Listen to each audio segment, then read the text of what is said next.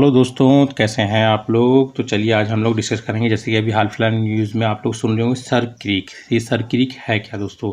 इसका पुराना नाम दोस्तों बैन गंगा था। ठीक है, अब थोड़ा सा हम लोग इसके बारे में जान लेते हैं। ये एक्चुअली क्या है ना, डिस्कशन क्या हो रहा है ना, ये सर क्रीक कोई कोई बहुत बड़ी चीज़ नहीं है दोस्तों। एक छोटी पतली सी मतलब एक वाटर बॉडी है। ठीक है, ये हो क्या है ना इसमें कि पाकिस्तान क्या बोल जो वहाँ पे जो है कि थोड़ा सा मिलिट्री इंफ्रास्ट्रक्चर बूस्ट कर रहा है। ठीक है, तो उसी चक्कर में जो हमारे डिफेंस मिनिस्टर हैं राजनाथ सिंह जी ने बोला कि अगर कोई भी ऐसी गतिविधि या फिर एग्रेशन दिखाया पाकिस्तान ने, तो वहाँ का ज्योग्राफी जो है चेंज दिखेगी आपको, मतलब दुनिया में मतलब वो ज्योग्राफी चेंज दिखेगी लोगों को। ठीक है, तो वही थोड़ा सा एग्रेशन चला, तो हम लोग को जानना बहुत जरूरी है कि सर क्रीक है क्या दोस्तों।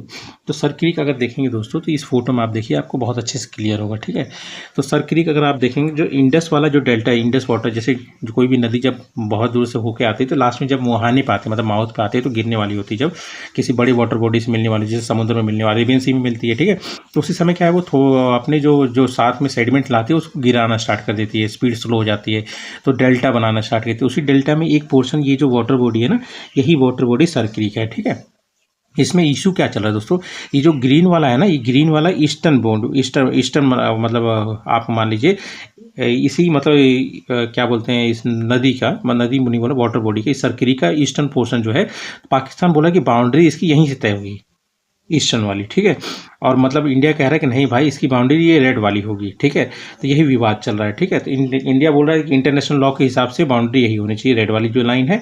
और बोल रहा है कि मतलब पाकिस्तान बोल रहा है नहीं, हिंदी ये ग्रीन वाली लाइन है इसकी तरफ, मतलब बोल रहा है कि ये जो सर्करी का पूरा पूरा हमारा होगा। ठीक है, अब थोड़ा सा हम लोग जान लेते हैं सर्करी के बारे में, ये इंपॉर्टेंट इतना चल क्यों रहा है। ठीक है, अब देखिए सर क्रीक क्या है, एक 96 किलोमीटर एक लॉन्ग टाइडल एस्चुरी है। सबसे पहले हम लोग जानते हैं एस्चुरी होता क्या दोस्तों।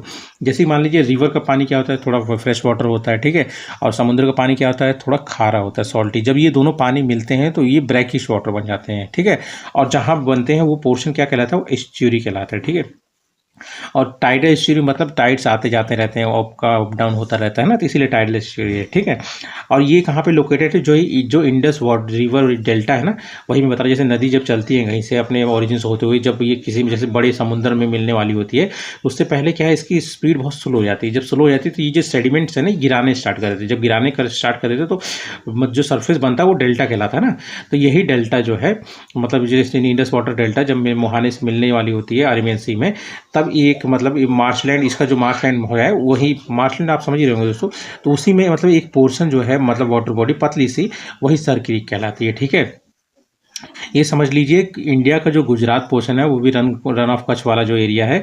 उसके बाद पाकिस्तान का जो सिंध वाला एरिया है दोस्तों, है ना, अगर आप देखेंगे मैप में, तो ये देखिए इंडिया का ये इस तरफ वाला पोर्शन है ना ये, और उसके बाद पाकिस्तान का ये सिंध वाला एरिया है, मतलब ये रन ऑफ कच्छ वाला एरिया है गुजरात का। ये वाला जो पोर्शन देख रहे हैं, ये नाक के पास आप देखेंगे। ठीक है, तो इसी में एक मतलब इंडिया और पाकिस्तान की बाउंड्री को तय करता है। ठीक है, और बाद में ये किस में फ्लो, ऑब्वियस बात है इंडस वाटर डेल्टा का है, तो ये मतलब अरेबियन सी में फिर फ्लो हो जाती है। ठीक है, और समझ लीजिए इंडिया और पाकिस्तान के बीच में ये मतलब इंडिया की तरफ से अगर आप देखेंगे तो वेस्टर्न मोस्ट बाउंड्री तय करती है। ठीक है, इंडिया और पाकिस्तान के बीच में, और सबसे ज़्यादा इंपॉर्टेंट इसमें क्या है, फिशिंग के लिए।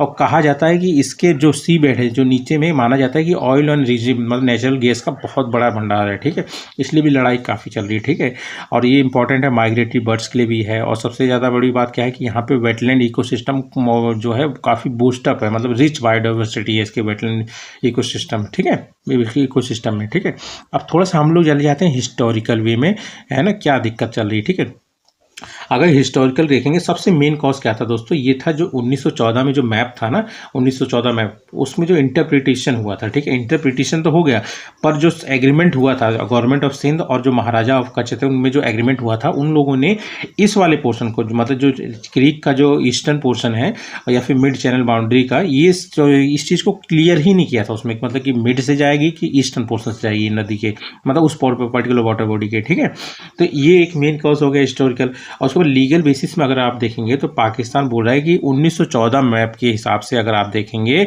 तो ये जो क्रीक की बाउंड्री है वो ईस्टर्न पोर्शन मानना चाहिए, मतलब उस पर्टिकुलर के सर क्रीक की ईस्ट वाला जो पोर्शन है, मतलब आप देखेंगे अगर मैप में, तो 1914 मैप के हिसाब से ये जो लाइन है ये होनी चाहिए बाउंड्री इंडिया और पाकिस्तान की, ग्रीन वाली। ठीक है, ईस्टर्न मतलब इस वाटर बॉडी के ईस्टर्न वाला जो बाउंड्री है उसको लेना चाहिए।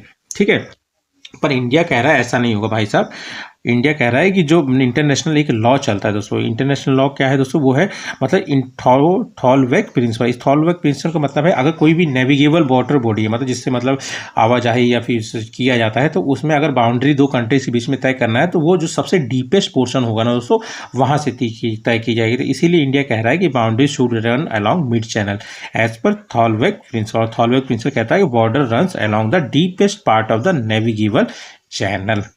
ठीक है, तो वही है डीपेस्ट पार्ट, मतलब मिड चैनल में ही आना चाहिए। तो यही विवाद चल रहा है दोस्तों। ठीक है, तो यही वाटर वॉर भी कहला देता है। और अभी हाल फिलहाल क्या है कि इस सर क्रीक के पास में पाकिस्तान अपना जो है मिलिट्री बूस्टअप कर रहा है, इंफ्रास्ट्रक्चर, इसीलिए इंडिया थोड़ा सा गुस्से में भी है ना।